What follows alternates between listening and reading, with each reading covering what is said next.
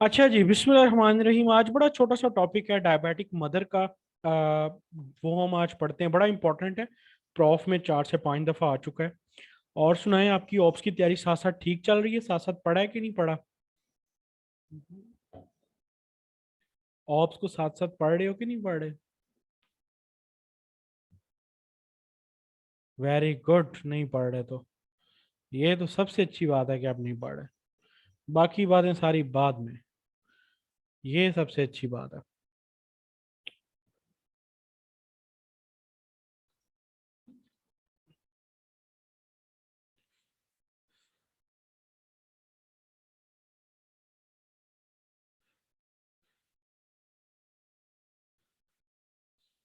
अच्छा जी, private message मुझे आया हुआ है कि सर, आप अब इतने ज्यादा बोलते नहीं हैं और कोई शुगल वगैरह नहीं लगाते।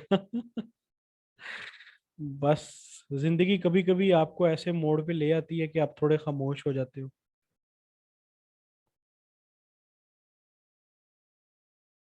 हाँ, ये है ना, मेरा कुछ पिछले का 5-6 महीनों से कुछ ऐसी डिस्टरबेंस चल रही है कि वो मैं अब थोड़ा सा वो नहीं कर पा रहा अपने।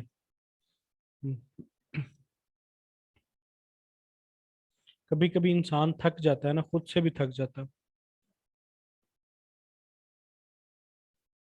ऐसे फेज चलते रहते हैं।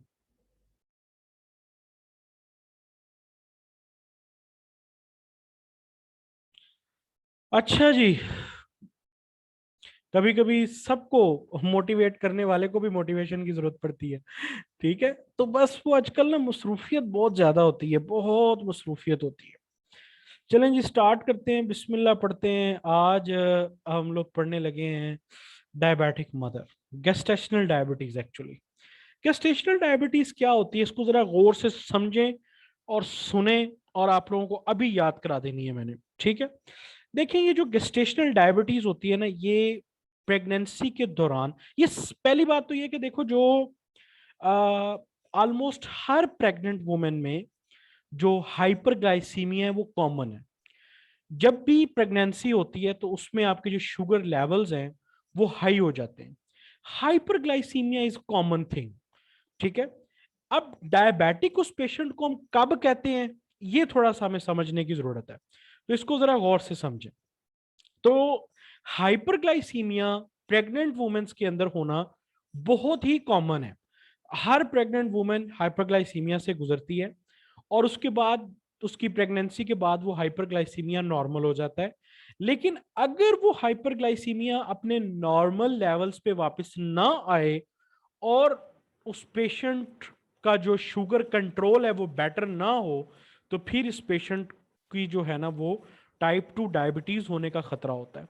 अब ये जो हाइपरग्लाइसीमिया ड्यूरिंग प्रेगनेंसी होता है, इसको असल में हम कहते हैं गेस्टेशनल डायबिटीज, जो कि आपको प्रेगनेंसी में फेस करने को देखने को मिलती है। अब अगर तो ये कंट्रोल्ड रहे तो फिर ये हमारे लिए कोई खतरा नहीं बनती। लेकिन अगर ये कंट्रोल ना रहे, इस ये अनकंट्रोल्ड हो जाए, इसके जो शुगर लेवल्स हैं, जो हाइपरग्लाइसीमिया के लेवल्स हैं, वो कंट्रोल ना हो पाए, तो फिर एक तो ये प्रेगनेंसी में भी इशू क्रिएट करती है, और दूसरे नंबर पे आपके प्रेगनेंसी के बाद टाइप 2 डायबिटीज होने का भी इसमें रिस्क होता है।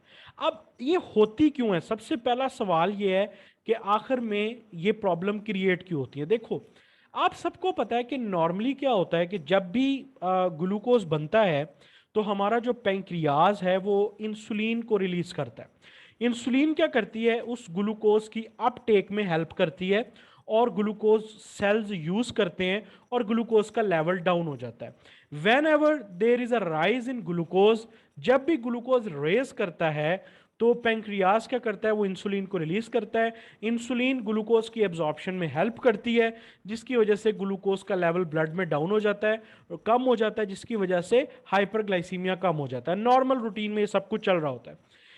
प्रेगनेंसी के दौरान जो प्लेसेंटा होती है, वो कुछ स्पेसिफिक हार्मोन्स रिलीज करती है, जो हाइपरग्लाइसीमिक होते हैं, जो ग्लूकोज की फॉर्मेशन करवाते हैं, ग्लूकोज को बनाते हैं। उस सूरत हाल में हमारे पेंक्रियाज को एक्स्ट्रा इंसुलिन रिलीज करने की जरूरत होती है। अगर तो वो वुमेन्स जो हेल्दी हैं, जो रिस्क फैक्टर पे नहीं होती, अगर तो उनका पेंक्रियाज इनफ इंसुलिन प्रोड्यूस करता है कि वो उस हाइपरग्लाइसीमिया के इफेक्ट को भी ओवरकम कर जाए, तो पेशेंट को प्रॉब्लम नहीं होती, पेशेंट डायबिटिक फेज में नहीं जाता। लेकिन अगर पेंक्रियाज इनफ इंसुलिन प्रोड्यूस ना करे कि वो जो हाइपरग्लाइसीमिया जो प्लेसेंटल हार्मोन्स की वजह से हुआ है, तो पेशेंट डायबिटिक फेज में चली जाती है। Am I clear with this clear am I clear with this concept कि होता क्या है? नॉर्मली देखो, जब भी ग्लूकोज रेस करता है, इंसुलिन रिलीज होती है पैंक्रियास से और ग्लूकोज डाउन हो जाता है, ठीक है। लेकिन प्रेगनेंसी में क्या होता है कि एक्स्ट्रा ग्लूकोज प्रोड्यूस होता है ड्यू टू प्लेसेंटल हार्मोन्स, और उस एक्स्ट्रा ग्लूकोज के लिए हमारे पैंक्रियास को एक्स्ट्रा इंसुलिन भी बनानी पड़ती है। अगर वो एक्स्ट्रा इंसुलिन इतनी ज्यादा क्वांटिटी में ना बन पाए या बन ना पाए जिस जो एक्स्ट्रा हाइपरग्लाइसीमिया को ओवरकम कर सके, जिस तो आपको डायबिटिक पेशेंट जो है वो डायबिटीज का सामना होता है during pregnancy. Am I clear?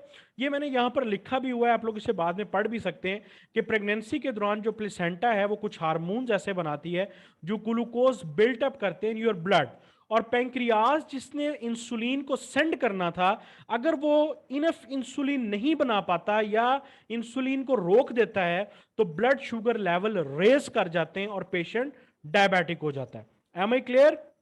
पता चला कि गेस्टेशनल डायबिटीज की वजह क्या है, कॉज क्या है। अगर तो फॉर एग्जांपल जो इंसुलिन है वो इनफ प्रोड्यूस हो रही है, पैंक्रियाज इंसुलिन को इनफ प्रोड्यूस कर रहा है और हाइपरग्लाइसीमिया ओवरकम हो रहा है, तो गेस्टेशनल डायबिटीज नहीं होती, पेशेंट डायबिटिक नहीं होता। और अगर वो नहीं ओवरकम कर पा रहा, अगर वो नहीं ओवरकम कर पा रहा, तो फिर आपका पेशेंट जो है वो डायबिटीज में जाना शुरू कर देता है। Am I clear? ठीक है, एक दफा फिर रिपीट कर रहा हूं मैं समरी के तौर पे कि नॉर्मली हमारे पास क्या होता है कि जब भी ग्लूकोज का लेवल रेस करता है ब्लड में, तो इंसुलिन प्रोड्यूस होती है through by pancreas. Insulin glucose की एब्जॉर्प्शन करवा के हाइपोग्लाइसीमिया को डाउन करके नॉर्मल लेवल्स पे ले आती है। प्रेगनेंसी के दौरान प्लेसेंटल हार्मोन्स कुछ ऐसे हार्मोन्स प्रोड्यूस करते हैं जो कि ग्लूकोज के लेवल को ब्लड में रेस करते हैं, एक्स्ट्रा हाइपरग्लाइसीमिया हो जाता है, जिसकी वजह से आपके पैंक्रियास को एक्स्ट्रा इंसुलिन बनानी पड़ती है। अगर वो एक्स्ट्रा इंसुलिन ना बना पाए या कम बनाए, तो वो हाइपरग्लाइसीमिया जो प्रेगनेंसी की वजह से होता है वो ओवरकम नहीं हो पाता, जिसकी वजह से पेशेंट को डायबिटीज होती है। ठीक है जी। अब इस डायबिटीज के रिस्क फैक्टर्स क्या है, किन पेशेंट्स को गेस्टेशनल डायबिटीज हो सकती है? ओवरवेट, ओबीस पेशेंट्स को, अगर कोई ऐसा पेशेंट है जो फिजिकल एक्टिविटी नहीं कर रहा, प्रीवियस हिस्ट्री है उसकी, पॉलीसिस्टिक ओवेरियन सिंड्रोम में वो हार्मोन्स की क्वांटिटी बहुत ज्यादा हो जाती है जिसकी वजह से हाइपरग्लाइसीमिया बहुत ज्यादा बनता है, कोई डायबिटिक पेशेंट है, या जो प्रीवियस बेबी था वो रिस्क पे था, और वुमेन जो ब्लैक हैं, ये एक एपिडेमियोलॉजी है, ये आपको याद करने की भी जरूरत नहीं है, ये इसके रिस्क फैक्टर हैं, और ये यूक्यूबी प्रॉफ में आया हुआ है जो कि आपको पता होना चाहिए कि किन पेशेंट्स के अंदर गेस्टेशनल डायबिटीज होने का रिस्क होता है। ओवरवेट, फिजिकल एक्टिविटी का ना होना, प्रीवियस हिस्ट्री का होना, पॉलीसिस्टिक ओवेरियन सिंड्रोम का। अब इफेक्ट क्या पड़ता है जनाबे आला? तो दो तरह के इसके इफेक्ट हैं, एक बेबी के ऊपर क्या इफेक्ट पड़ेगा और एक मदर के ऊपर क्या इफेक्ट पड़ेगा। अगर एक पेशेंट को डायबिटीज हो जाती है ड्यूरिंग प्रेगनेंसी, जिसको हमने गेस्टेशनल डायबिटीज का नाम दिया है, तो उसका बेबी के क्या फर्क पड़ेगा? पहला फर्क पड़ेगा, बेबी का बर्थ वेट इंक्रीज हो जाएगा, और बेबी का जो सर है वो बड़ा ज्यादा हो सकता है, उसका साइज बढ़ सकता है, उसका वो बेबी जो है वो माइक्रोसोमिया के साथ प्रेजेंट कर सकता है, और वेरी लार्ज बेबीज, और इवन कि इनका जो वेट होता है वो 9 पाउंड या इससे भी ज्यादा हो सकता है। और पेशेंट ऐसे जो बेबी होता है वो नॉर्मली बर्थ कैनाल से नहीं गुजर सकता, और अगर वो बर्थ कैनाल से हम उसकी डिलीवरी करवाने की कोशिश करें तो उसका हेड इंजरी हो सकती है, बर्थ इंजरीज हो सकती हैं, और ऐसे बेबीज को सी सेक्शन की जरूरत होती है। पहला प्रॉब्लम।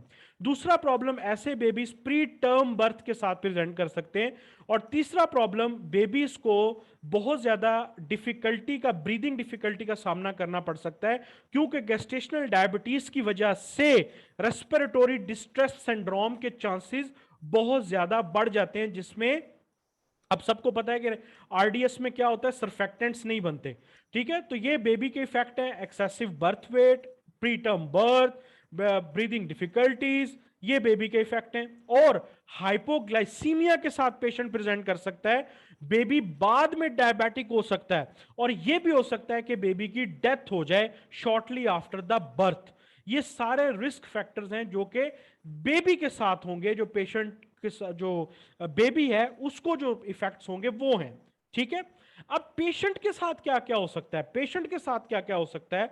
एक तो पेशेंट प्री एक्लैम्सिया में जा सकता है, high blood pressure and pre eclampsia में जा सकता है। आपने कल प्री एक्लैम्सिया पढ़ा, और उसकी जो मेन जो उसका रिस्क फैक्टर है वो गेस्टेशनल डायबिटीज है।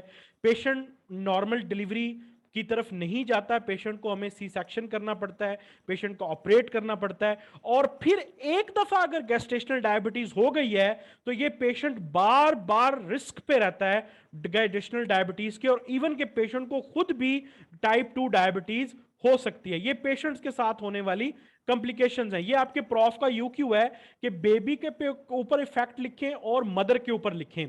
तो बेबी के ऊपर क्या इफेक्ट है डॉक्टर साहबान? Large birth weight, macrosomia, C section delivery, normal delivery नहीं हो पाएगी, hypoglycaemia, pre term birth, still birth. ठीक है, ये सारे के सारे बेबी के साथ के जो है ना वो प्रॉब्लम्स हैं। और अगर आप मदर की बात करें तो मदर के ऊपर क्या इफेक्ट्स हो सकते हैं? Pre eclampsia, high blood pressure, hypertension, pre eclampsia, C section और further diabetes, future diabetes. Patient जो का जो अगला नेक्स्ट बेबी है वो भी डायबिटिक हो सकता है। प्रिवेंट कैसे कर सकते हैं आप गेस्टेशनल डायबिटीज को?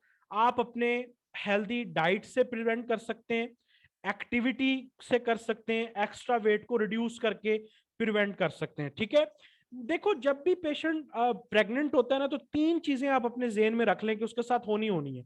एक तो उसका बर्थ, उसका जो वेट है ना वो बढ़ना है। जो मदर है उसका वेट इंक्रीज होना ही होना है, क्योंकि कुछ हार्मोन्स इतने प्रोड्यूस हो रहे होते हैं, कुछ मेटाबॉलिक प्रोसेसेस इतने ज्यादा हो रहे होते हैं कि वो एनर्जी स्टोरिंग प्रेफर करते हैं, जिसकी वजह से वेट गेन होता है, पहली बात। दूसरा, पेशेंट थोड़ा सा फिटीग्ड और वीक हो जाता है। पेशेंट प्रेगनेंसी के दौरान थका थका फील करता है, फिटीग्ड फील करता है, बाज दफा हल्का फुल्का फीवर भी हो जाता है। और तीसरी जो चीज है जो पेशेंट को फेस करनी पड़ती है, बड़ी इंपॉर्टेंट है, जिसके ऊपर हम लोग बिल्कुल भी तवज्जो नहीं देते, साइकोलॉजिकल प्रॉब्लम्स। प्रेगनेंसी के दौरान बहुत ज्यादा साइकोलॉजिकल प्रॉब्लम्स का, मूड डिसऑर्डर्स का, मूड डिस्टर्बेंस का जो है ना पेशेंट देखने को मिलता है हमें। तो ये तमाम की तमाम वो चीजें हैं जो कि फर्दर जो कॉम्प्लिकेशंस होती हैं उनका, उनकी वजह बनती है।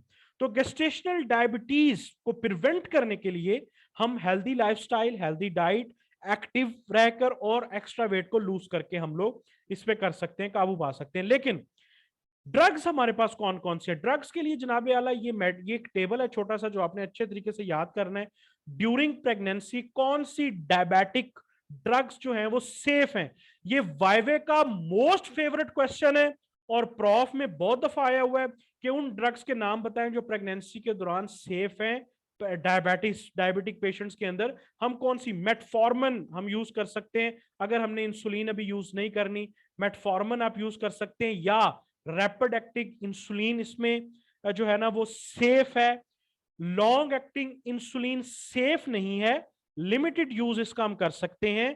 और फर्स्ट चॉइस जो है हमारे पास, जो प्रेगनेंसी की है, जो फर्स्ट चॉइस होती है ड्यूरिंग प्रेगनेंसी में लॉन्ग एक्टिंग में, वो हमारे पास एनपीएच इंसुलिन है। ठीक है, ग्लैरगेन और अल्ट्रालेंट जो है वो हमारे पास लिमिटेड इनका एविडेंस है, हम इनको ज्यादा यूज नहीं करते। तो अगर ड्रग के तौर पे हम ले तो मेटफॉर्मन, और अगर इंसुलिन की बात करें तो रैपिड और NPH insulin are totally safe. हम ये दोनों इंसुलिन यूज कर सकते हैं। तो इसकी आप मैनेजमेंट दो तरह से लिखोगे, एक जनरल मैनेजमेंट और एक स्पेसिफिक मैनेजमेंट।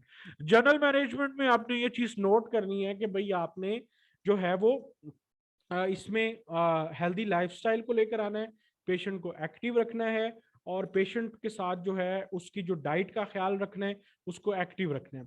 और ड्रग्स की अगर बात करें तो मेटफॉर्मन हमारे पास ड्रग के तौर पे मौजूद है, इंसुलिन रैपिड एक्टिंग और एनपीएच इंसुलिन जो है वो हमारे पास मौजूद है। ठीक है, आपसे ये पूछा जा सकता है वाइवे के अंदर कि क्या ऐसे पेशेंट को इस पेशेंट को टर्शरी हेल्थ केयर की जरूरत पड़ेगी, बिल्कुल इस पेशेंट को टर्शरी हेल्थ केयर की जरूरत पड़ सकती है। ये एक हाई रिस्क पेशेंट है। जो गेस्टेशनल डायबिटीज के पेशेंट्स होते हैं हम उन्हें हाई रिस्क में काउंट करते हैं और हमने उन्हें हाई रिस्क के तौर पे हमने उन्हें लेना होता है। ठीक है। और डायबिटीज के शुगर लेवल्स को चेक करने का वही तरीका है कि हम लोग फास्टिंग भी इसकी लेते हैं, रैंडम भी हम इसकी लेते हैं, और हम इसकी 2 आवर्स पोस्ट प्रांडियल भी हम इसकी जो है ना वो शुगर लेवल चेक करते रहते हैं साथ साथ। ये आज का आपका छोटा सा टॉपिक था डायबिटिक मदर का जो आपने करना है। देखो कितने छोटे छोटे से टॉपिक है ऑब्स के। ऑब्स मजे की लगी या आपको गायनी मजे की लगी थी?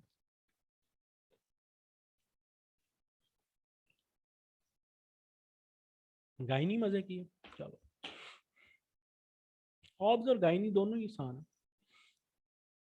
चलें जी, ठीक है जी, थैंक यू सो मच। इंशाल्लाह ताला कल का लेक्चर जो है वो इंशाल्लाह ताला हम कल पढ़ेंगे। इसमें एक स्लाइड मैंने ऐड नहीं की हुई, वो स्लाइड मैं ना अभी भेजूंगा इसमें आपके ग्रुप में।